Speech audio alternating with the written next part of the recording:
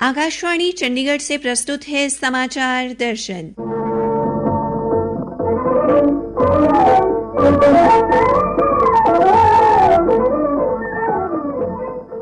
आज के अंक में शामिल है मेरी माटी मेरा देश अभियान के तहत राज्य स्तरीय कार्यक्रम का आयोजन, हरियाणा में पीएम श्री स्कूलों का शुभारंभ और fit India freedom run.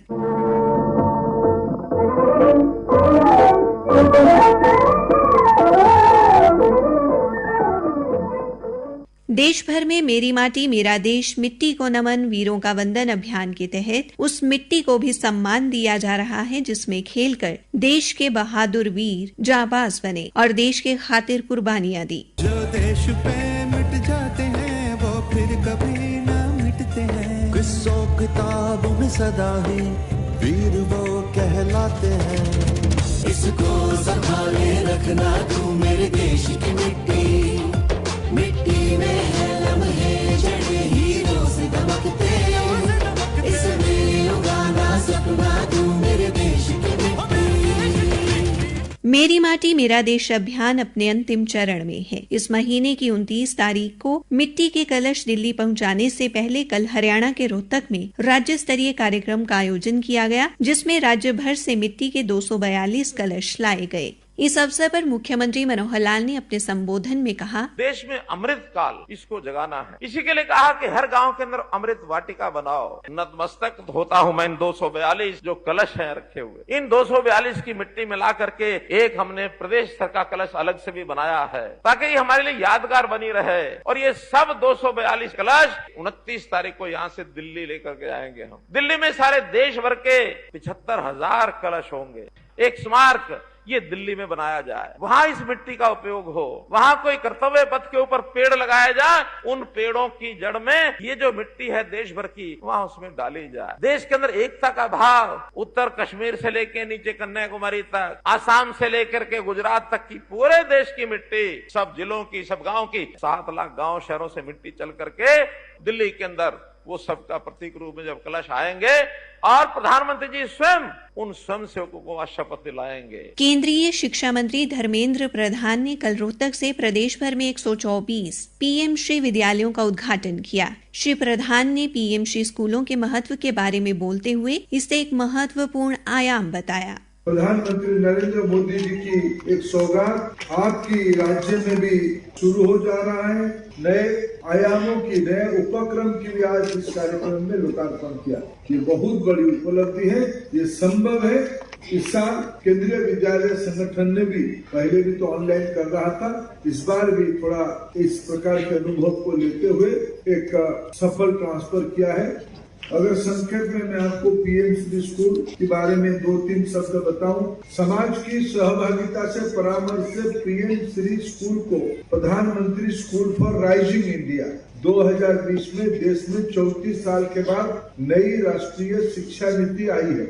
Shri Pradhan ने कहा, किसी स्कूल में बच्चे अच्छा खेलते हैं तो खेल के लिए कुछ उपक्रम करना है तो कर सकते हैं। किसी स्कूल में आपको अगर कोई डिजिटल, इन दिनों में जैसे आपको हरियाणा सरकार ने सभी बच्चों को डिजिटल टैब दे चुका है, आपको पीएम श्री में दूसरे बार देने की आवश्यकता नहीं। आप उसमें अच्छे पैसा खर्चा करके अच्छे सॉफ्टवेयर लोड करवा दीजिए, आपकी बच्चों को थोड़ा और आगे रखिए। और सिर्फ ये 250 स्कूल के लिए नहीं, ये 250 स्कूल राज्य में उदाहरण बने, एग्जाम्पलर स्कूल बने, बच्चों को स्कूल में जाके देखने में प्रेरणा मिले। इसी उद्देश्य से आज प्रदेश में एक महत्वपूर्ण आयाम का शुरू किया गया है। मैं अनेक शिक्षा सुधार के लिए हरियाणा को बधाई देता हूँ। हरियाणा के मुख्यमंत्री मनोहर लाल ने राष्ट्रीय शिक्षा नीति 2020 में हुए बदलाव पर चर्चा करते हुए कहा, शिक्षा एक ऐसा विषय है कि इसके बिना मनुष्य पूर्ण मनुष्य नहीं कहा जा सकता। आदिकाल से शिक्षा की अलग अलग पद्धति रही। आश्रमों में शिक्षा होती थी, गुरुकुलों में होती थी, फिर आज के स्कूल इस नाते से चलने लगे और फिर समय के साथ साथ कार्य पद्धति में विकास भी होता गया। और जैसे जैसे शिक्षा आगे बढ़ती है तो शिक्षा ही अपने आप में नई चीजें लेकर के आती है। देश के प्रधानमंत्री नरेंद्र मोदी जी ने नई राष्ट्रीय शिक्षा नीति, इसके माध्यम से इस देश के इतिहास की जानकारी, इस देश के संस्कृति की जानकारी, व्यक्ति में संस्कार अच्छे आए, रोजगार परक शिक्षा हो, ऐसे सारे प्रावधान किए। उन्हीं प्रावधानों के माध्यम से आज ये सारी चीजें आ रही हैं।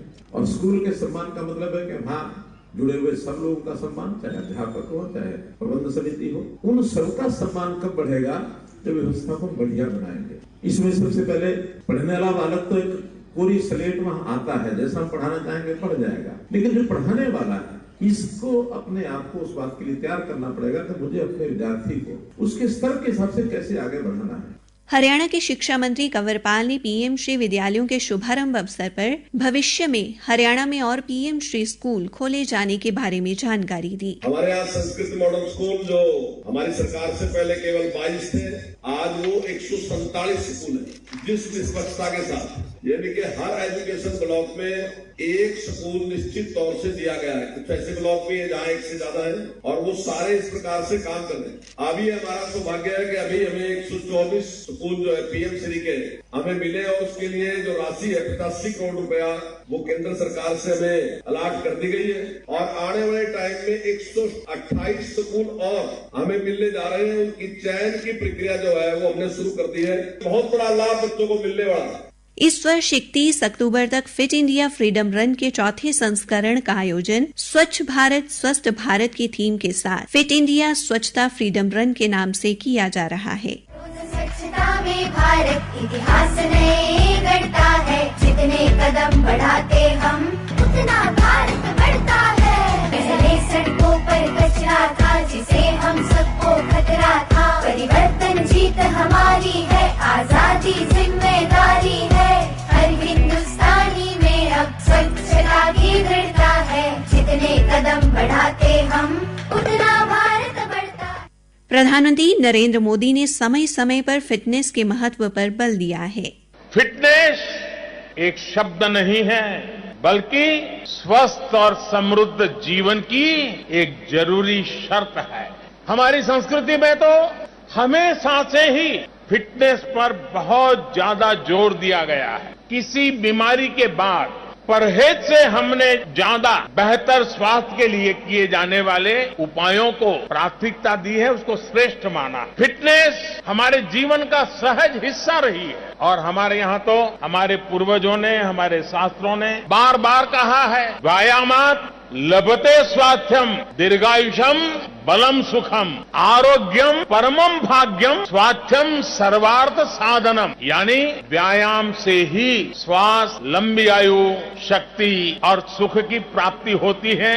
हरियाणा विधानसभा के अध्यक्ष ज्ञानचंद गुप्ता से हमारी संवाददाता ने इस अभियान के अंतर्गत हुए विभिन्न कार्यक्रमों पर चर्चा की। श्री गुप्ता ने बताया, फिट इंडिया फ्रीडम रन स्वच्छता को बढ़ावा देने के लिए पंचकुला जिला में फिट इंडिया फ्रीडम रन का आयोजन किया जा रहा है। इस अभियान में स्कूलों के बच्चे पेंटिंग, स्लोगन राइटिंग, ड्राइंग के द्वारा कंपटीशन में भाग लेंगे। इसके माध्यम से वो प्रदेशवासियों को, देशवासियों को स्वच्छ रहने का एक संदेश देंगे। हरियाणा महिला आयोग की अध्यक्ष रेणु भाटिया ने कहा कि आयोग भी इस अभियान के माध्यम से स्वच्छता एवं नशा मुक्ति का संदेश दे रहा है। हमने पंचकुला में और फरीदाबाद में साइक्लोथन और वॉकथन ये दोनों ड्राइव चलाई, जिसमें 2-2, 3-3 हजार बच्चियों ने भाग लिया और उन्होंने इस बात का संदेश दिया कि हमारा देश, हमारा राज्य ड्रग फ्री होना चाहिए ताकि हमारी युवा पीढ़ी ब्राइट फ्यूचर लेकर आए। कैथल से नेहरू युवा केंद्र की जिला युवा अधिकारी दीक्षा मिश्रा ने फिट इंडिया स्वच्छता फ्रीडम रन को लेकर चल रही गतिविधियों के बारे में जानकारी दी।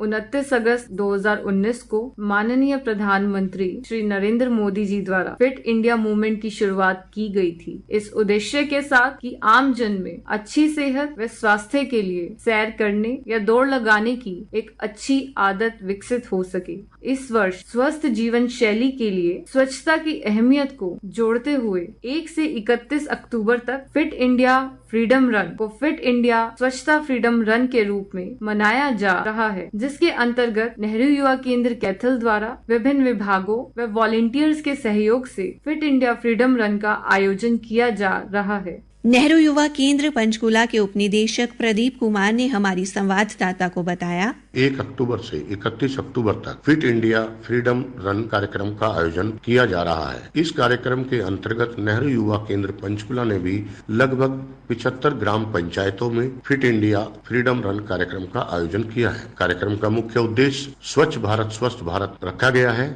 फरीदाबाद में नेहरू युवा केंद्र की जिला युवा अधिकारी प्रियंका मलिक ने बताया कि गांव तक लोगों को फिट रहने के साथ साथ स्वच्छता का भी संदेश दिया जा रहा है। 1 अक्टूबर को स्वच्छता रैली का आयोजन किया गया और नेहरू युवा केंद्र फरीदाबाद के युवा मंडल, महिला मंडल प्रत्येक गांव, स्कूलों और खंडों में जाकर लोगों को फिट रहने के लिए मोटिवेट और जागरूक कर रहे हैं। कुरुक्षेत्र की जिला युवाधिकारी रेणु ने अच्छे स्वास्थ्य के लिए स्वच्छता के महत्व पर बात करते हुए कहा, फिट इंडिया फ्रीडम रन की शुरुआत 2020 में हमारे माननीय प्रधानमंत्री श्री नरेंद्र मोदी जी द्वारा की गई थी। इस साल 2023 में हम इसका चौथा संस्करण मना रहे हैं और इसीलिए इसका नाम फिट इंडिया स्वच्छता फ्रीडम रन 4.0 रखा गया है, क्योंकि फिटनेस और स्वच्छता दोनों एक दूसरे से रिलेटेड है। इसलिए हमें फिट भी रहना है और स्वच्छता का भी ध्यान रखना है। फिट इंडिया स्वच्छता फ्रीडम रन के तहत हम नेहरू युवा केंद्र के युवाओं के माध्यम से, यूथ क्लब के माध्यम से, वॉलंटियर्स के माध्यम से बहुत छोटी छोटी एक्टिविटी हर गाँव में करवाते हैं। जैसे कि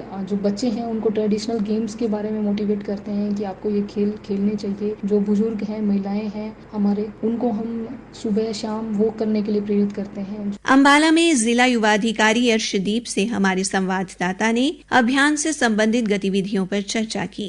स्वस्थ जीवन शैली के लिए स्वच्छता के महत्व को ध्यान में रखते हुए इस वर्ष भी 1 अक्टूबर से 31 अक्टूबर तक फिट इंडिया फ्रीडम रन के चौथे संस्करण को फिट इंडिया स्वच्छता फ्रीडम रन के रूप में मनाया जा रहा है। इस वर्ष इसका विषय स्वच्छ भारत स्वस्थ भारत रखा गया है। इस दौड़ का उद्देश्य अच्छी सेहत एवं स्वास्थ्य के लिए लोगों में सैर करने एवं दौड़ लगाने की आदत विकसित करना है। अभी तक जिला अंबाला में 50 फ्रीडम रन का आयोजन किया गया है।